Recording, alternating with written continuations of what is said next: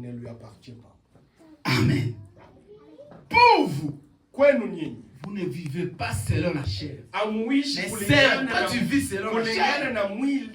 Frère, quand tu vis selon la chair, il faut que l'Esprit de Christ puisse habiter à toi. Nous sommes appelés à vivre par l'Esprit. Nous ne sommes pas appelés à vivre par la chair. Mais toi, c'est toi, frère, tu vis par la chair.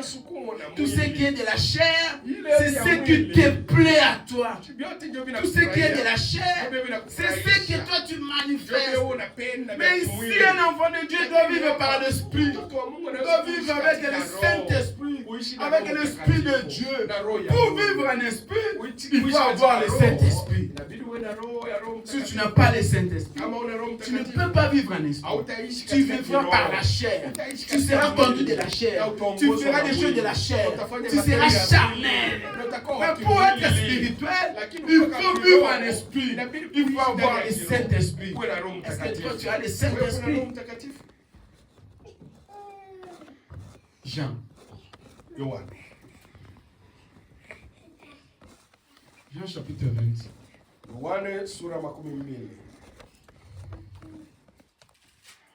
Verset 22 jusqu'à verset 24. C'est à fait toutes les choses seulement dans la chair. Toujours dans la chair. Quand tu les regardes comme ça, tu as la chair remplie de la chair. Il est là toujours pour envier. Pour la comparaison. Il est là toujours l'orgueil. Il n'y a pas l'Esprit de Dieu en lui. Il vit seulement dans la chair. Quand tu regardes et tu sens la chair dans la corps de chair. Tu ne sens pas l'Esprit de Dieu en lui. Mais la parole nous dit que nous devons vivre à l'Esprit. C'est quoi vivre à l'Esprit? C'est David doit être conformément à la parole. Ce que les gens font, ce que les gens suivent, toi tu sais ce que la parole dit. Parce que toi tu ne vis pas par la chair. Quand tu sais que cette chair est venue, la chair va retourner à la chair. Mais moi ce qui va vivre à l'éternité, c'est mon esprit. Je dois vivre à l'esprit. Mais toi tu vis à la chair même plus que ceux qui sont dans la chair. C'est un plus païen même plus que les païens. Frère est plus païen plus que les païens. Alors que tu es un chrétien, tu dois avoir la différence. On doit sentir quand même qu'il y a une différence. Celui-ci écoute quand même la parole de Dieu. Celui-ci quand même c'est un enfant de Dieu. Celui-ci quand même il a la grâce de rencontrer la parole. Celui-ci quand même Dieu lui a fait grâce d'aller et écouter l'évangile. Comment tu es plus que ceux qui ne viennent même pas, ceux qui n'écoutent même pas, ceux qui n'ont pas même la grâce. Alors que tu dois vivre en esprit. Où est l'esprit de Dieu en toi? C'est parce que quand tu avais écrit, tu n'as pas reçu le Saint-Esprit.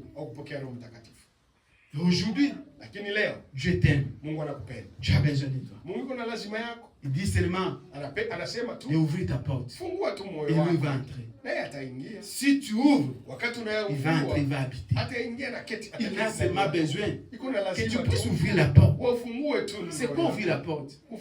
C'est d'accepter Dieu dans ton cœur.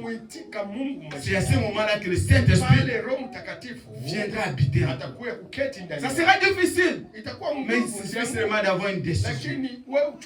Si tu prends seulement une décision, aujourd'hui, cette vie que j'avais, la vie de la chair que je vis, je l'abandonne. Ça ne sera pas facile au début, mais ça sera un commencement pour toi. Et Dieu va t'accompagner avec l'aide du Saint-Esprit. Nous sommes vers la fin, ma sœur, mon frère. Mais toi, tu n'as plus la vie de prière. Toi, tu n'aimes plus prier. Tu vis en plus dans la chair. La chair est dominée maintenant dans la vie chrétienne. Tu n'as pas la force de prier. Tu n'as plus la présence de Dieu en toi. L'Esprit de Christ n'habite plus en toi. C'était matin. Cherchez, pose-toi la question. Est-ce que j'avais reçu le Saint-Esprit? Continue, frère.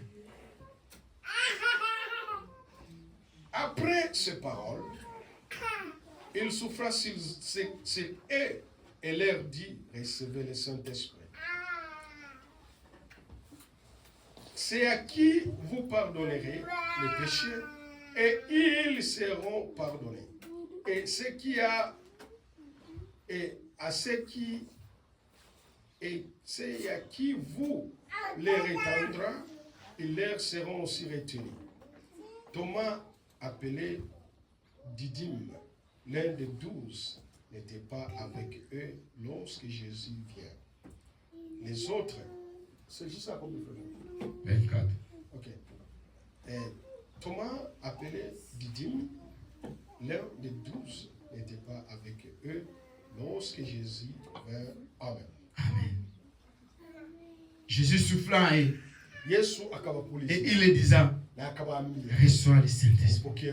Moi je te dis ce matin, frère et sœur, si tu ouvres ton cœur, que tu demandes l'Esprit de Dieu à toi, Dieu te donnera le Saint-Esprit. Cherche le Saint-Esprit. Tu peux te poser des questions. Des millions de questions. C'est quoi le Saint-Esprit? Le Saint-Esprit, c'est l'Esprit de Dieu en toi.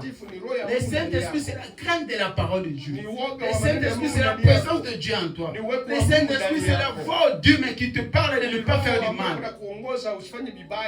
Le Saint-Esprit, c'est Dieu en toi qui marche en toi. Qui te dit de ne pas vivre dans la chair, mais vivre en l'esprit. Le Saint-Esprit, c'est l'esprit qui te dit de respecter, d'obéir la parole de Dieu. Comme cet homme qui était devant Jésus, qui disait en Jésus que j'avais observé toutes ces choses. Mais Jésus lui a dit, oui c'est bien, mais il te manque quelque chose. Il a dit en Jésus, qu'est-ce qui me manque? Jésus lui a dit, retournez, allez vendre tout ce que tu as. C'était matin, ma sœur. Moi, allez vendre. Va vendre le péché qui est en toi. Pour que le Saint-Esprit s'avoie une place. Allez vendre là. Ce n'est pas aller vendre ta voiture. Ce n'est pas aller vendre ta maison. Ce n'est pas aller vendre tes habits. Mais allez vendre le péché qui est en toi. C'est quoi le péché? Quand tu connais le péché là, s'il y a un péché qui t'empêche de vivre la totalité de la parole de Dieu. S'il y a un péché qui t'empêche de respecter la parole de Dieu. Il y a un péché qui t'empêche d'être un enfant de Dieu.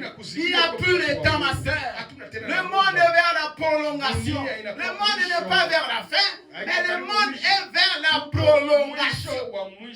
Tout peut y arriver. Tout peut y arriver. Nous sommes les pèlerins, les passagers. Les chairs que nous apportons, ça va retourner là où c'était venu. Mais il faut être un esprit pour vivre avec Dieu.